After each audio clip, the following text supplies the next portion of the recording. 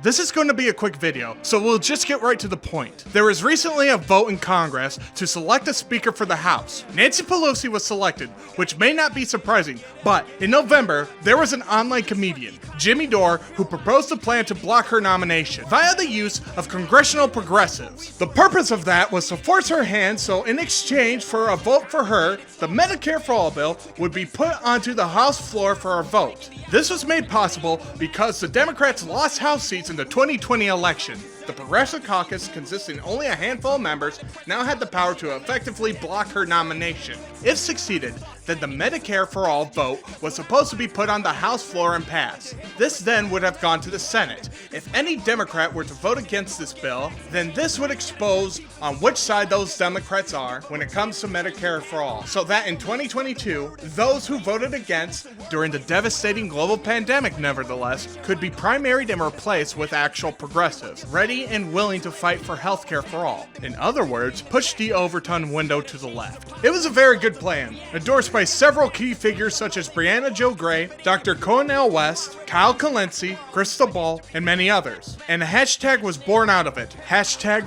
ForceTheVote.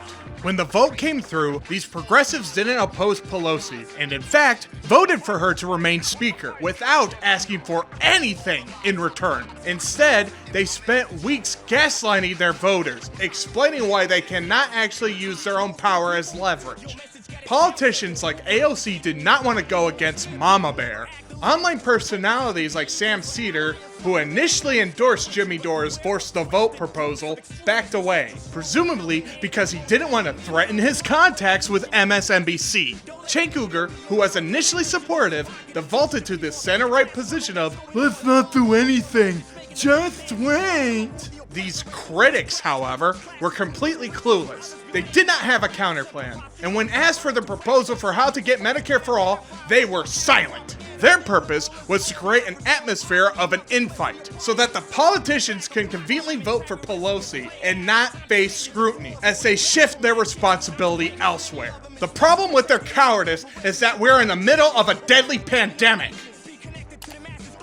Coronavirus took the lives of over 350,000 Americans. Its death toll is rising day after day. Millions lost their health coverage due to the crisis. Millions of Americans don't have medical insurance. And 27 million have lost it due to the pandemic. 25% delayed getting medical treatment due to the absurd cost, even with insurance. 45,000 people die every year due to the lack of medical coverage, while 2,977 people died in 9/11. This means that every year, in the United States, roughly 15 times as many people die than the total on 9/11. These figures exclude the pandemic. If you factor that in, where there were days where more people died from corona than on 9/11, then you have a situation where, due to the dysfunctional state of healthcare, hundreds and thousands of Americans die.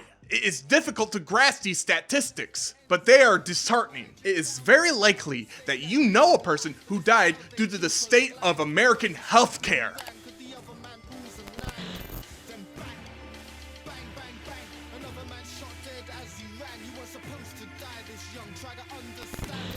Do note how progressives, AOC, were elected to fight for us, and instead they were feckless cowards who sided with the establishment. AOC herself said you can't even get a House vote for Medicare for All, and that was the problem within the Democratic Party. But when the opportunity came, when she had the power to bring the vote forth, she stopped herself. She is a hypocrite. Note how the Democrats are likely to lose the House in 2022, and then the presidency in 2024. How a vote for Medicare for All might not even happen for a decade, or more. And that means 450,000 more dead Americans, at the minimum within a decade, due to the lack of universal medical insurance. The blood is on their hands. Note on the first presidential debate, Biden accused Trump of causing so many deaths due to COVID, how at every table there would be a missing loved one who died of COVID, and yet the same soon-to-be President Biden said he would veto Medicare for All if it came to his desk. This system is dysfunctional. Note how AOC was using the excuse that the progressives should instead concentrate on getting an internal committee position instead of forcing the vote. But then the committee position was taken from her by a Democrat who threatened not to vote for Pelosi for Speaker if she didn't give him that position. This is a bittersweet piece of irony. Like Bernie, the squad is fake. They are not genuine. They are here to grift on your anger and revolutionary aspirations, to get votes from you by highlighting how the Republicans and some Democrats are just corporate tools. But when push comes to shove, they cower and don't actually fight for you. They don't deliver on all the amazing, grandiose promises that they made just to get elected. They are not your friends. They never were from day one. They were distractors and political grifters to get you away from revolutionary politics. When a congressman or a congresswoman can deny you the vote for Medicare for all, a policy that a majority of the country supports, 9 out of 10 Democrats, 70% of the population, almost 50% of Republicans, then they do not deserve your support. They don't deserve your help or your vote. What happened on the 3rd was disgusting. It highlights exactly what's wrong within the system. The single decision was not to secure concessions from Pelosi to get a Medicare for all vote, to sentence to death hundreds of thousands, if not millions of Americans, as the bodies stack up due to not being able to afford necessary health care. These congressmen and women are going to get richer. They voted to increase the funds for their own health care, paid by the taxes of the public, while denying it to you, to me, to all of us. This should make you sick to your stomach. There is no other feeling than furious anger that can be felt right now. AOC, Omar, Pocan, and Kana are traitors to this country. They are traitors to the American people. They deserve no sympathy. A politician should live in fear of their own electorate. A politician should not even be allowed to think about screwing over the people for their own benefit. This is unacceptable. What they did delegitimizes them. It delegitimizes AOC, who just turned out to be a Democrat troll, who trolls the Republicans, but deep inside is as corporate and insidious and as corrupt as they are. It just so happens that her flavor of corruption comes in blue and not in red. It delegitimizes the squad as puppies for the establishment, because even when they are given leverage, power, they won't use it to fight for you. These figures are permanently delegitimized in the eyes of hundreds of thousands, if not millions of Americans.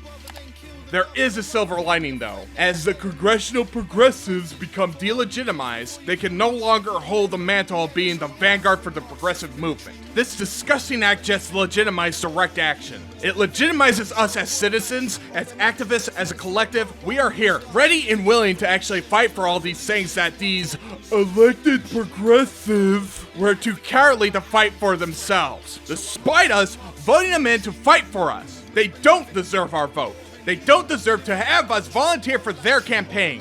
They don't deserve to glide into the Congress, the den of corruption on the backs of the toiling masses who they exploit. They don't deserve to have top-notch medical insurance while the rest of Americans are just one accident from bankruptcy, one accident from having to decide whether a disease will kill them or they kill themselves as they look at the mounting piles of medical debt.